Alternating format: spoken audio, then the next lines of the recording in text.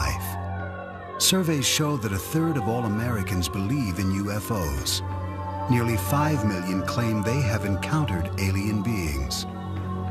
Scientists remind us that these fantastic sightings are unconfirmed and unconfirmable. Skeptics insist that the people who make these claims are either deluded or they're exploiting the controversy for personal gain. And yet, the people who say they've had these experiences remain loyal to their stories. Stories which capture our attention and reflect a deep hunger to believe that we are not alone. In rural Kentucky, a man recalls his family's supposed shotgun battle with aliens in 1955. A UFO investigator describes what she believes to be a face-to-face encounter with an alien. Just a mile from New York City, dozens of people hold the stories of UFOs and extraterrestrial visitations in a public park. And finally, a biblical scholar explains his belief that 6,000 years ago, all of human civilization was influenced by visitors from outer space. The notion of extraterrestrial life, fact or fiction?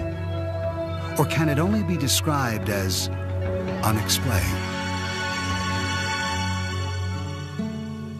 In 1955, Kelly, Kentucky, 70 miles north of Nashville, Tennessee, was a peaceful farming community.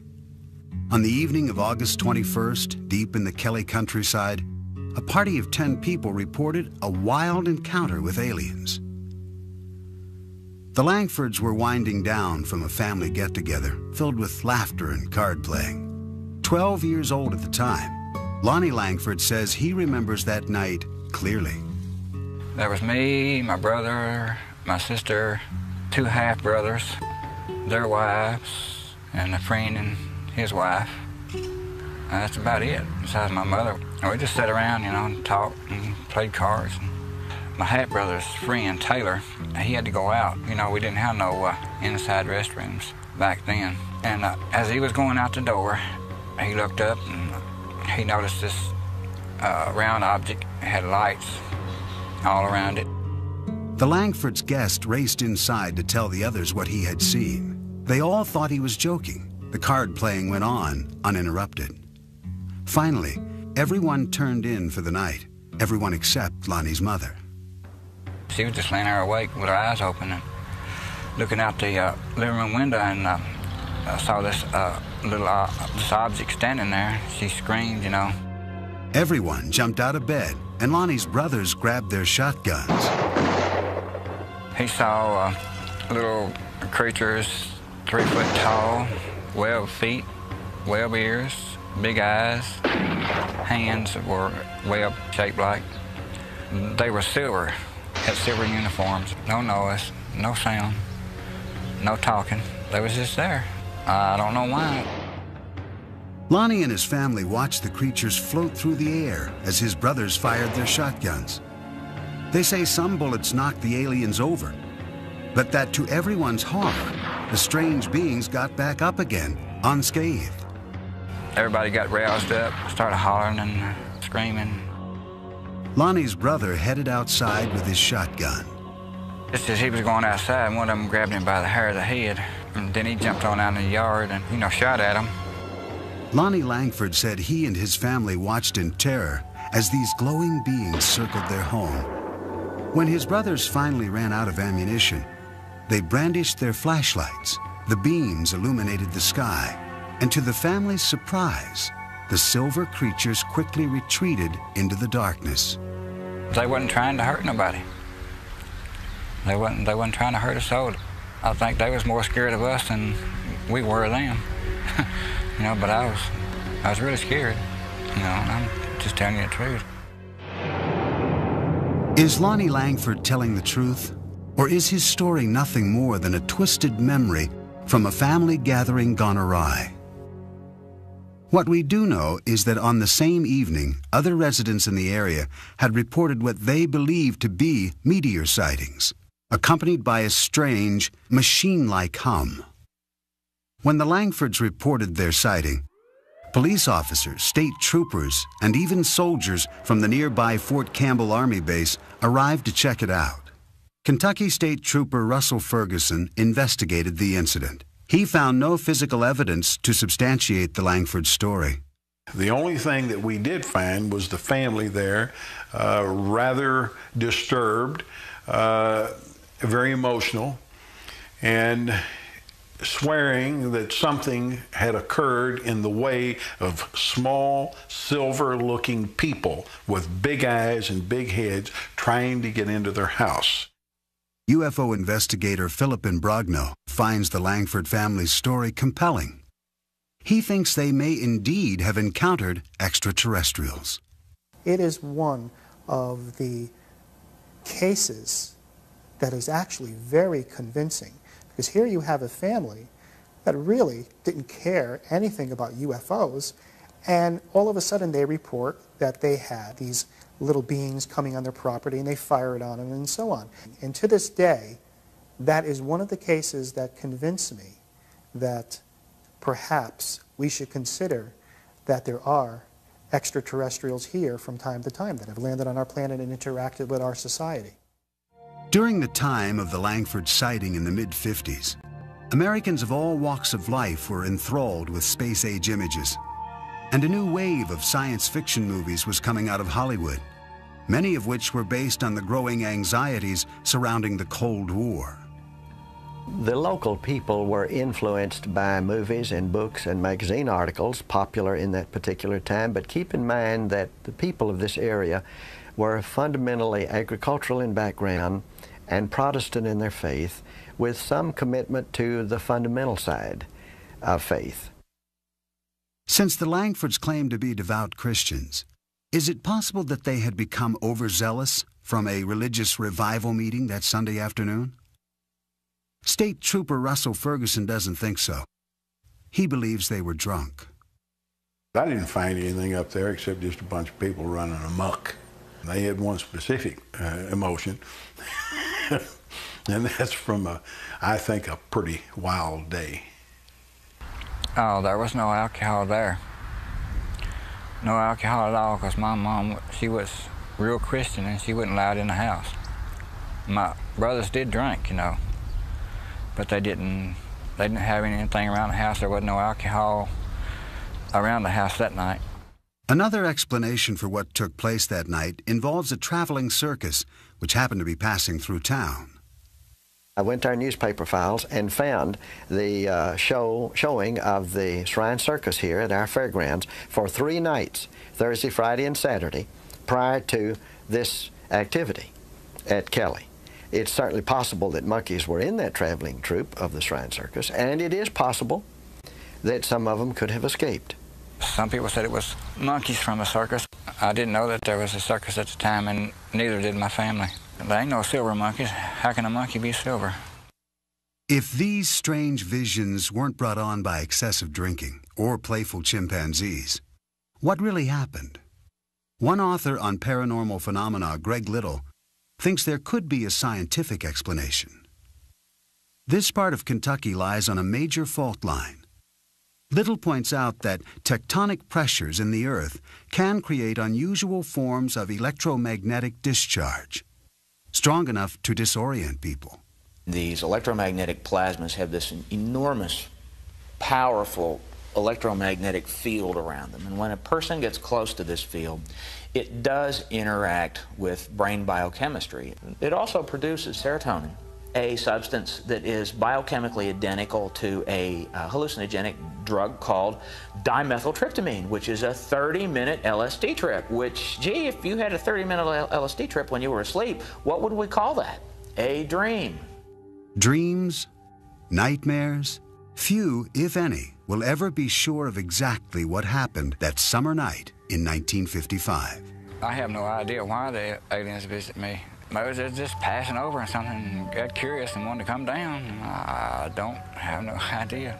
Why do you think God put all those other planets out there and all those moons and all those other suns and just left this one with life on it? All the rest of them out there is without life now.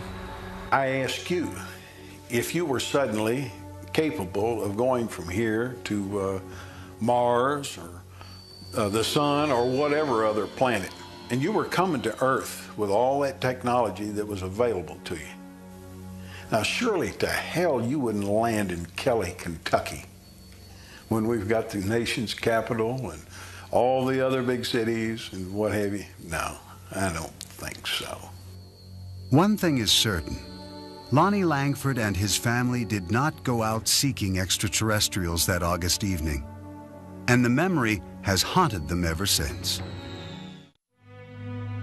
There are areas around the world which are known as so-called UFO hotspots because of the frequency of reported sightings. Pine Bush in upstate New York is one of those places. That is what attracted UFO investigator Ellen Crystal. This is where she actively attempts to initiate contact with aliens. Having written a book on her experiences called Silent Invasion, she believes her 20 years of research, including over 1,000 photographs, offers evidence of the existence of extraterrestrial life.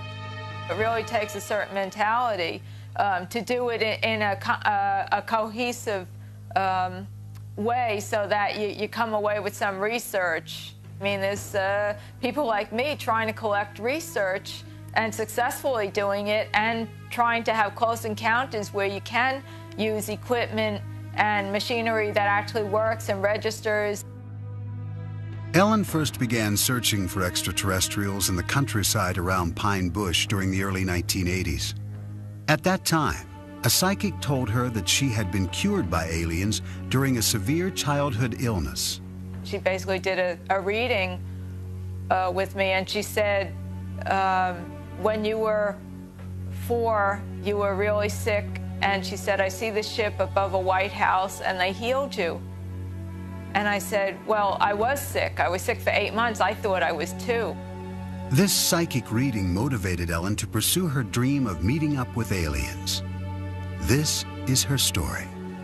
She maintains that on August 7th, 1980, she had a close encounter which satisfied her curiosity, perhaps more fully than she had expected. My own stipulation was that I would not walk in a new field that I hadn't walked in already. So I had gone up to actually the first site, which is right up here, about half a mile, and I was standing in the field, and I was turning around, just watching some nebulous lights. I saw a huge bright light go down in the trees right across the street from me. And I wasn't sure what I wanted to do. I kind of thought they were daring me. Ellen took the challenge. She drove from field to field, contemplating her next move. Gathering up her courage, she went back to the spot where she had first seen the mysterious lights. She says that as she aimed her flashlight up into the trees, she saw something that looked like a moth. But when she moved the light down, she saw legs. Legs that appeared to run in place. But the thing ran across the clearing when it could have ducked into any bush. This was the other thing that puzzled me. It ran across the clearing, came to the edge of the clearing, stopped and stared at me. The alien in Pine Bush was about 3.5 feet tall. No discernible clothing, beige, very pale beige looking, very thin, large head, no hair, very big yellow eyes that wrapped around to the side, and the eyes were what caught in my flashlight. Ellen was bewildered by an overwhelming power, which she sensed radiating from the creature. I mean, they look, if you just look at somebody that size, you think nothing, like a child. But then you get this awesome feeling of power. And at that point, I probably decided to take off. That was probably one of the deciding factors. Frightened and exhausted, she drove to a deserted parking lot to rest and collect her thoughts. I just couldn't deal with all the emotion. I was so paralyzed with fear, and I remember my chest like going up and down. I mean, I was totally panic-stricken. I started to sweat. Ellen Crystal kept a journal of this and other experiences that she included in her book. As part of her research, she has developed elaborate theories all her own about why these aliens have come to Earth. I think that the aliens have a problem. I think they have a really terminal physical problem. I think the only reason that aliens would be coming here on such a massive level would be if they have a terminal physical problem, and that essentially equates to reproduction, that they may be a race on the edge of extinction.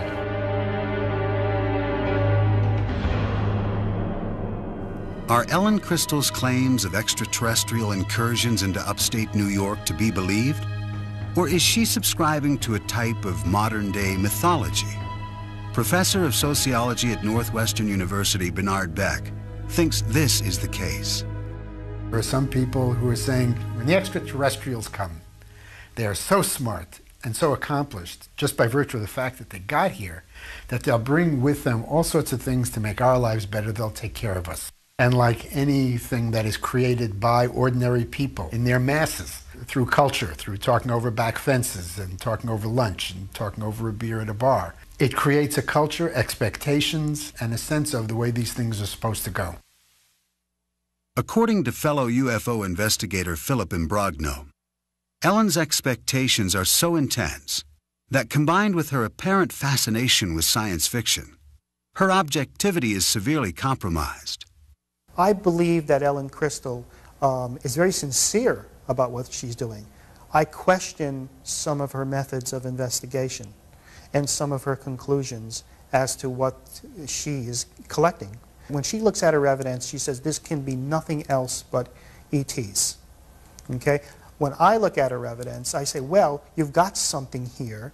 There are a lot of unexplainable sightings, but I don't think she has enough evidence to actually put a label on it to say this is an extraterrestrial spaceship. Many of the UFO sightings in Hudson Valley occur around the Stewart International Airport near Pine Bush. Airport manager and retired air traffic controller Ken No is familiar with these claims. People can see meteors, which are pretty spectacular sights sometimes.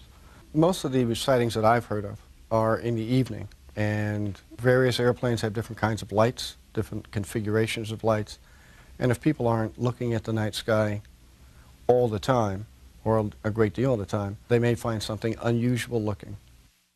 Adding to the confusion, in the summer of 1988, during a rash of reported UFO sightings, a group of pilots decided to play a practical joke on the residents of the Hudson Valley. They flew in an echelon formation, or if you like, a V formation, in small light aircraft, which don't make a great deal of noise, and they looked pretty impressive. And so it was quite an impressive sight. And a number of people reported that as a UFO, which probably was the pilot's intention in the first place, to have some fun with folks. It caused quite a stir for a number of years. Ken No and other local air traffic controllers remain skeptical of Ellen Crystal's conclusions and of her UFO video research. I have seen some of her work, some of her photographs, and I think they're certainly questionable. These tapes were shot near the Stewart International Airport. Clearly looks like an airplane to me. I see flashing strobe lights as anti-collision lights, and what may be two landing lights on the wingtips of the aircraft. Again, this clearly looks to me like a slightly out of focus video of an aircraft. I think you can clearly see that this is probably a large jet aircraft. At this point on the tape, you can even hear the engines. Looks like an airplane to me. Ellen's photographs fail to hold up under any scientific scrutiny. Another problem is that her reported sightings tend to take place when she is alone. Psychology professor Hubert Dolezal says that when Ellen's psychic told her that aliens had cured her during a childhood illness, it may have caused these delusional sightings. I'm sure people talked. The family probably mourned, cried. She was probably told she might die, or chances are she perceived that and picked up on it. And then she's told that someone out of the ordinary, someone out of the medical community is responsible for her healing. Perhaps the most important event in her life. She has life. Psychologically, I liken this with someone who finds out somewhat later in life that he or she was adopted, and the terrific human need to make contact. Many UFO sightings are easily explained. Yet when more than one person claims to see the same object at the same time from different vantage points, the reports become harder to dismiss. Hudson County, New Jersey, the town of North Bergen, a middle-class suburb across the river from New York City. Its residents are hard-working, educated professionals who tend to be realists. This is also a place where there have been persistent claims of alien and UFO sightings. George Obarski owned a Manhattan liquor store and drove the same route back to his home in North Bergen, New Jersey, every night for decades. At 3 a.m. on the morning of January 12, 1975, as he was driving through the local park, his radio reception suddenly became distorted. He related the subsequent events to UFO investigator Bud Hopkins, who recorded his story with a portable tape recorder. Well, I would say that that thing was 30 feet across. It was a big thing. Yeah. And it seemed to be, I would say, maybe 6 feet high. You know, like a pancake. Yeah. It was blown up and like a pancake. Right. And the thing landed right ahead of me. He described small figures who got out. He said they looked like kids in snowsuits. And they were each one carrying a kind of a squarish receptacle and a long spoon-like shovel. They dug soil samples extremely quickly, spooning up the dirt, put it in the little satchels, and got back in the craft. He said they moved incredibly fast, like kids coming down a fire escape. And the thing took off. He was absolutely terrified, stunned. He didn't know what he was seeing. Even after George Obarski made it home, he was still shaken, terrorized by what he had encountered. I was scared to death. Yeah. You know, I was sweating, and I immediately made some tea. Boy, after that, I turned on this radio and I took 2 aspirins. Hey, you know, I was scared. Right. But man, just either I'm going crazy or something awful wrong though. George Obarski died in 1990. His son, Frank, remembers his father's story well. What he described was a big saucer-like object, which, for want of any better explanation, you'd have to call a UFO, unidentified flying object, that came down, was sort of disc-like on the bottom, had very strange lighting, sort of glowed. The clincher was, after it landed, my father described himself as being basically frozen, almost in fear. And this is a guy who'd been robbed a lot in the liquor store in New York and knew what fear was like and had coped with it a lot. But he said he was genuinely frightened of this thing. Bud Hopkins tried to corroborate George Obarski's story with other witnesses, including a doorman who worked at the Stonehenge apartment building across the street from the park. I realized it was a big apartment building there, so I spent weeks trying to locate the doorman. I called him, and I remember my adrenaline rushing when this man said, "I will never forget it. This flying saucer came down and landed in the park," and I watched the thing come down. Then he started describing what it looked like, and it was an identical description to George. After writing about Obarski's story in the Village Voice newspaper, Bud Hopkins kept looking for other possible witnesses. One family came to light afterwards. They were living about 5 blocks away, seeing this object coming down the street, maybe 40 feet up, slanted. And they described it as if it was looking in their windows. And even though the woman in the family was ill, she ran outside in her nightgown, bare feet, and the father and the children ran out, and they followed this thing down the street.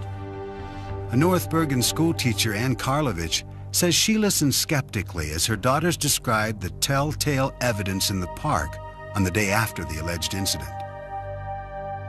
Back in 1975, we had heard about this incident, that there was a flying saucer in the park.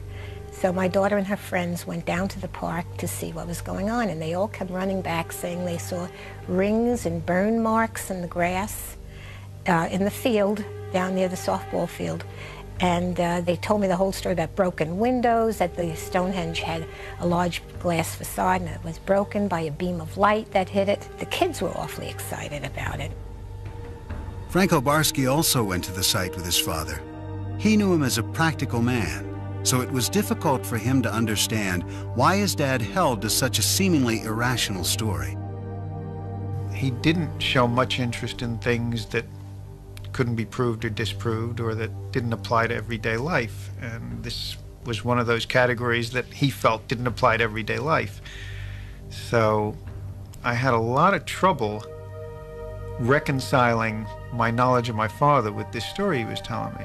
He said, you know, I've lived a long life as honorably and truthfully as I was able to. And he said, a man doesn't do that for over 70 years and then throw it all away by making up some foolishness. Since the alleged sighting made famous by George Obarski in 1975, residents of North Bergen, New Jersey have reported seeing dozens of UFOs on a number of different occasions. In the early evening of July 6, 1986, Wall Street investor Ron Lee and artist Nanetta Nappy were enjoying the sunset on Hurd Terrace in the Stonehenge apartment complex. I just said, what the heck is that out in the sky? I was just staring out and I saw something that was unidentifiable to me. And Nanetta and I looked at it and it wasn't moving. It didn't have any sound. And we just followed it with our eyes and tried to guess what that could be. Had it had a motor sound to it, I would not have been suspicious, but the fact that it was so silent and large, it was a large-shaped object, it drew my attention even further. I might have just ignored it. It was oval, and it had three sets of lights underneath it. And it just kept stationary in the sky for 5–10 minutes, and then at some point, it just took off and went south in a fashion without gaining momentum, but just going straight off with accelerated speed beyond what I was used to seeing. And shortly after that, very shortly, we heard noise and then saw military aircraft following it. The next day, sightings of this UFO were reported in the press. Nanetta was not one of the people who had called the local officials. Now, you don't want to talk about things that people could think that you're a little strange thinking about it. I was in denial about it because I didn't want to accept or believe that this thing did not have a rational reason behind it. 2 years later, in the same area of New Jersey, disc jockey Dave D'Elia claims he witnessed an unidentified flying object on St. Patrick's Day in 1988 over North Hudson Park. D'Elia says he was driving home when he noticed something in the sky. He pulled over. As I'm standing there, it's getting closer and closer, no noise at all, but the lights that made up the triangle were white, the diamond were white and green. D'Elia returned to his car and followed the UFO down the parkway for several miles, noting the shape of the craft. The shape of the UFO was a diamond shape like this. Where my thumbs are was basically the part that was coming toward me. That's how it was flying. In 1993, 5 years after D'Elia's reported 1988 sighting, another North Bergen resident, Ann Karlovich, who had been skeptical of the earlier Obarski sighting, claims she too was an eyewitness to an unidentified flying object. I saw this very kind of a elliptical shaped large light shining, and I looked at it and I said, gee, wow, what is that? And it seemed to be moving very slowly, but I wasn't sure. And then as I turned my car around, it was gone. So I came into the house, and my son-in-law and daughter were here.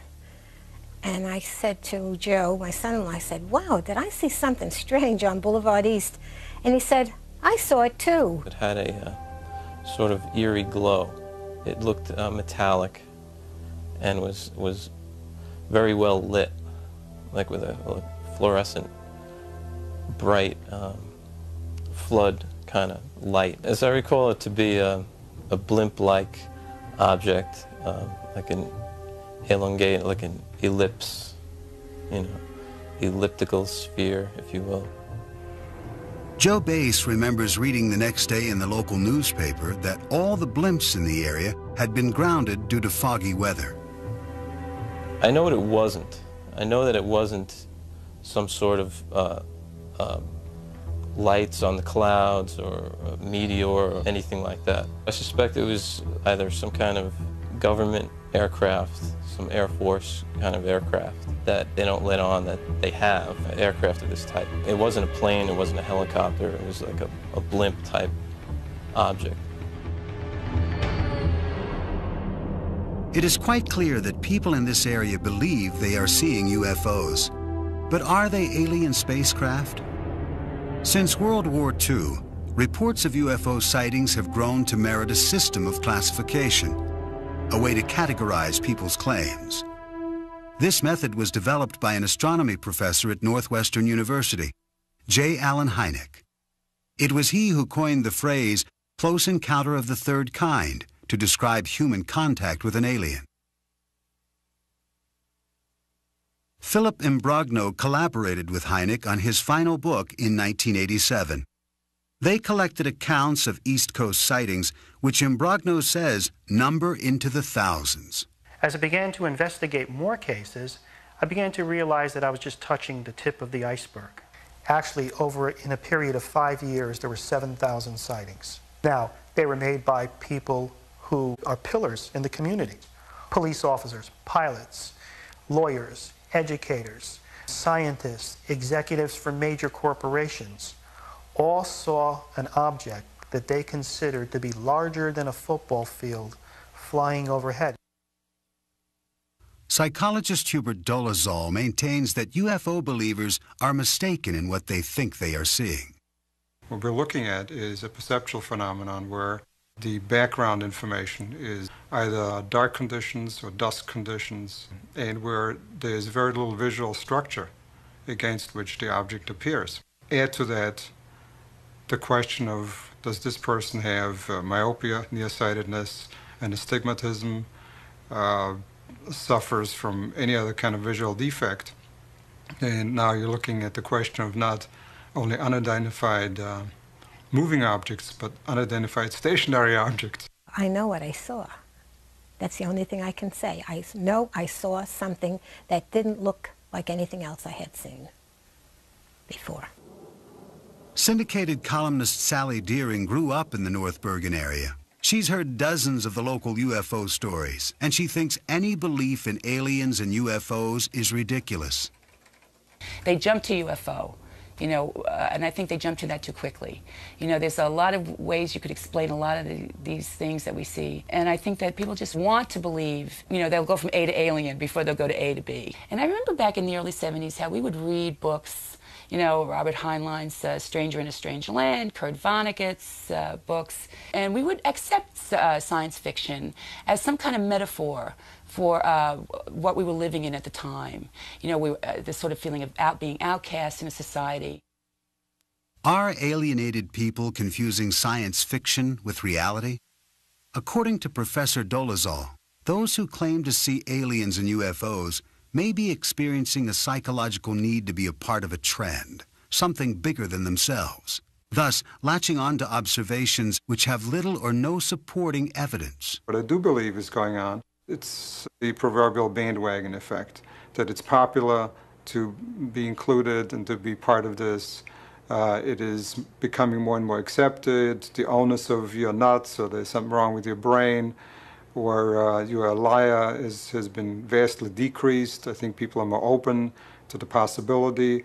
I believe every human being wants to be part of something that is special, that is important, that is exciting. Certainly with the advent of human beings becoming more sophisticated in terms of space travel, our own yearnings to be in space and to populate other planets, I think all of that has fueled, and reasonably so, this entire belief system and movement. Although skeptics like Professor Dolezal give compelling reasons why people think they see things which are not really there, believers remain irritated by the general skepticism they encounter. Franco Barsky is still perplexed by his father's alleged experience. It really bothered him that people thought he was lying about this. And that's the thing that I find the most compelling about this whole story, and the thing that I have the most trouble with. I suppose it is frightening because it's the unknown. Things that are not really part of the known are frightening. It just came and went, and I could be wrong, but I think that was really a once-in-a-lifetime event where I saw something that's unexplained. Approximately 6,000 years ago, in southern Mesopotamia, a people known as the Sumerians developed an advanced society. As with the ancient Egyptians, many aspects of Sumerian culture remain cloaked in mystery. Zecharia Sitchin is a biblical scholar and expert on ancient civilizations. He believes that extraterrestrials called the Anunnaki visited this planet and influenced the Sumerian culture, a culture which attained heights that have not been matched until modern times. They had incredible knowledge of the heavens, of astronomy, of mathematics. They had high-rise buildings. They were the first to introduce the wheel. They had art, they had music, they had dance, they had laws, they had courts, they had judges, they had kings. Everything that we consider essential to a high civilization appeared there almost overnight 6,000 years ago. Sitchin bases his beliefs about the extraterrestrial influence on the Sumerian myths, which were written on ancient tablets. He contends that these myths describe actual experiences with the extraterrestrials known as the Anunnaki. The following text describes an assignment given to the ancient astronauts. Some were told to orbit and guard the Earth, while others were sent down to settle. Assigned to Anu to heed his instructions, 300 in the heavens he stationed as a guard, the ways of Earth to define from the heaven and on Earth. 600 he made reside. After he all their instructions had ordered to the Anunnaki of heaven and of earth, he allotted their assignments. I surmise from those various texts, they were losing their atmosphere on their planet, whether because of natural causes or ecological developments. According to Sitchin, these texts describe the Anunnaki coming to Earth to acquire gold particles, which they would use to shield their atmosphere. The myths also offer information about law, astronomy, and the cosmos. In these texts, our solar system consists of not 9 planets as we know it, but of 12, with the Anunnaki coming from the 12th planet called Nibiru. This mysterious planet comes close to the Earth's orbit every 3,600 years. The evidence from those ancient texts, from those ancient depictions, leaves no doubt in my mind that others from another planet were involved not only in our creation by jumping the gun on evolution, the way the Bible states it, but they were involved in giving us civilization for many millennia thereafter. Did the Sumerians evolve differently from the rest of humanity? Nearly all scholars on Sumerian culture dismiss Sitchin's hypothesis, including Professor Miguel Seville of the University of Chicago. In my experience, there is nothing in the evolution of the culture in southern Mesopotamia that cannot be explained by the normal evolution of culture in general. Professor Seville maintains that the Sumerian mythological texts are nothing more or less than what they appear to be, myths. He doubts Sitchin's ability to accurately translate these texts. The author mixes languages and explains one form of a language by another, and sometimes he seems almost incapable of recognizing whether a word is Sumerian, Akkadian, or Hebrew. Not only do scholars of cultural anthropology like Professor Seville differ with Sitchin's 12th planet theory, there are astronomers who argue against its very premise. I don't think that such a planet would be able to elude our detection for any real length of time, given what we are able to do now, as far as telescopic observations and gravitational studies and so forth. As far as traveling here, I personally don't see any reason why our particular star system would be any more interesting than any other. Of course, new planets are still being discovered, and NASA experts have recently made claims of microfossils on Mars.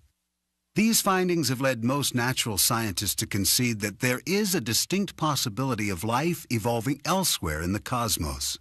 My guess is that if life forms, it forms on the surface of the planet. You have to have a certain temperate climate.